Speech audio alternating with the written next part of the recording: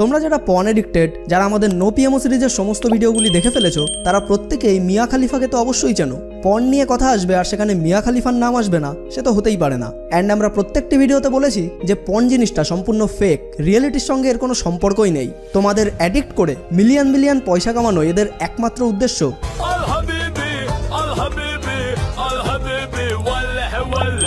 Time famous porn star মিয়া খালিফার একটি ইন্টারভিউর উপর বেস করে। বাট ভিডিওটির গভীরে যাওয়ার আগে এই ক্লিপটি দেখো। বিবিসি নিউজ ইন্টারভিউতে মিয়া খালিফাকে প্রশ্ন করা হয়, বর্তমানে আপনি কেমন পরিস্থিতির সম্মুখীন করছেন, কারণ আপনি পর্ন ইন্ডাস্ট্রি ছেড়ে নতুন জীবন শুরু করেছেন। মিয়া খালিফা এর উত্তরে বলেন, পাবলিকের মধ্যে গেলে আমি এখনো লজ্জাবোধ করি, কারণ আমার মনে হয় লোকে আমার জামা কাপড়ের ভেতর থেকে আমার শরীর দেখছে। যেটা আমাকে ফিল করায় যে অতীতে করা নোংরা কাজ আমার সমস্ত প্রাইভেসিকে নষ্ট করে দিয়েছে। এখন আমি শুধুমাত্র গুগল সার্চ থেকে 1 সেকেন্ড দূরে থাকা একটি বস্তু। তো চলো এবার আরও গভীরে যাওয়া যাক।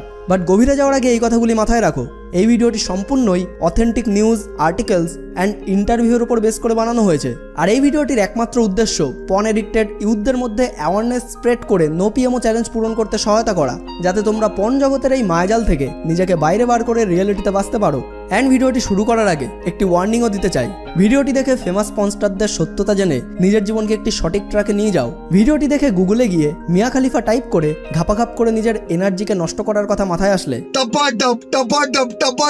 এই মায়াজাল থেকে তোমাকে কোনো সাকসেস নেভার এন্ডই বাঁচাতে পারবে না। Mia Khalifa says she is not proud of porn industry past, made just 8.7 lakhs as adult star, received death threats.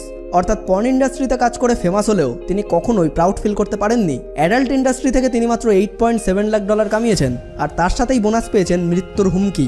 ওই নরকের জীবনকে আমি পেছনে ফেলে এসেছি। অ্যাকসেপ্টেন্স অ্যান্ড প্রাউডনেস, এই দুটি জিনিস আমার পাস্ট লাইফের সঙ্গেই বরবাদ হয়ে গেছে। বর্তমানে আমি ওই জগৎ থেকে বেরিয়ে পাস্টকে অ্যাকসেপ্ট করার চেষ্টা করলেও আমি এখনও পর্যন্ত নিজের জন্য প্রাউড ফিল করতে পারি না।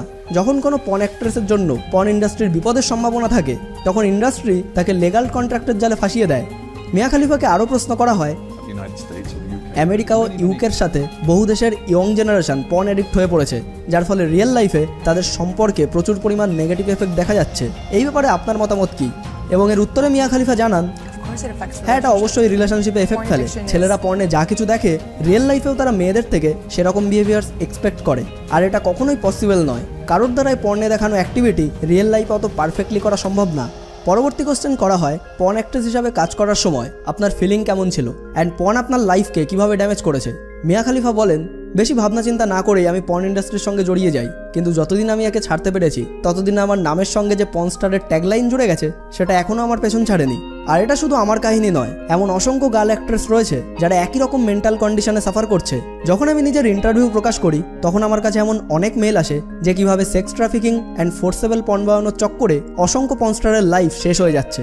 পর্ন ইন্ডাস্ট্রি লিগ্যাল কন্ট্রাক্টে সাইন করিয়ে মেয়েদের ফায়দা ওঠায়, যার ভয়ানক পরিণাম ধীরে ধীরে তাদের সামনে আসতে থাকে। আজ আমি যেমন ফিল করছি, যেমন সিচুয়েশনে রয়েছি, তেমনি বাকিরাও সেম ফিল করছে। আমাদেরকে দিয়ে জোর করে এমন সমস্ত সিন করানো হতো যা আমরা কখনোই করতে চাইতাম না।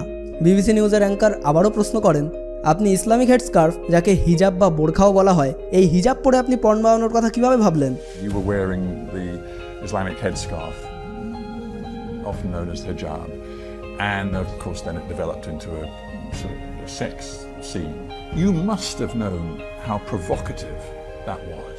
এর আনসারে মিয়া খালিফা বলেন, আমি অনেকবার ডিরেক্টরকে রিকোয়েস্ট করেছিলাম, তোমরা আমাকে মৃত্যুর দিকে ঠেলে দিচ্ছ, বাট তারা এই কথায় শুধু হাসতেই থাকে। তাদের ধমকিতে আমি ভয় পেয়ে নার্ভাস হয়ে পড়ি আর বাধ্য হই হিজাব পরেই পর্ন শুট করার জন্য। আর এখন জীবনভর মৃত্যুর ভয় আমার পেছন ছাড়ে না। তাকে বলা হয়, ওই লোকগুলি কি তাহলে আপনাকে শুধু পয়সা বানানোর মেশিন হিসাবেই দেখেছিল? অ্যান্ড মিয়া খালিফা বলেন, অ্যাবসলিউটলি সেটাই। মানুষের ব্রেনে আপনার এখন যে ইমেজ ক্রিয়েট হয়েছে সেটা চেঞ্জ করার রাইটস এখন আপনার কাছে নেই। মিয়া খালিফা বলেন, ইয়া ইট ইজ, and এটা অ্যাকসেপ্ট করা খুব কঠিন। Have no right, even though it is deeply personal to you, you have no right to remove them from anybody's view around the world. তো এত কিছুর পর এখন তুমি হয়তো ভাবছো যে এই নোংরা পর্নের চক্করে আমি নিজের মন, নিজের শরীরকে নোংরা করে ফেলেছি, এর থেকে কিভাবে বাঁচবো? তাহলে শোনো, তোমার শরীর হোক বা তোমার মন নোংরা লাগলে সেটাকে ধুয়ে মুছে পরিষ্কার করা সম্ভব যদি তুমি চাও। বাট এই নোংরা জগৎ থেকে সেই সব মানুষ নিজেকে কখনোই বাইরে বের করতে পারবে না যারা জেনে বুঝে এই নর্দমায় বারবার পা রাখে। অনেকে মনে করে আমি আড়ালে যাই করি না কেন, বাস্তব জীবনে এসব কাউকে বুঝতেও দেবো না। বাট সে নিজেকে যতই চালাক মনে করুক না কেন, নিজেকে কিন্তু কখনোই বোকা বানানো যায় না। আর তার ব্যাচেলার লাইফ অ্যান্ড ম্যারেজ লাইফে সেই ভুলের এফেক্ট প্রত্যেক মুহূর্তে টের পাবে। তুমি always insecure, abnormal, immoral, weak, guilty, depression, inactive, inefficient feel করতে থাকবে। আর এটা শুধু একজন বা দুজনের নয়, সমস্ত মানুষের প্রবলেম যারা জেনে বা অজান্তেই পর্ন এডিক্টেড হয়ে নিজের এক্সপিরিয়েন্সের কথা আমাদেরকে কমেন্ট বক্স অ্যান্ড ফেসবুক পেজের ইনবক্সে জানিয়েছে।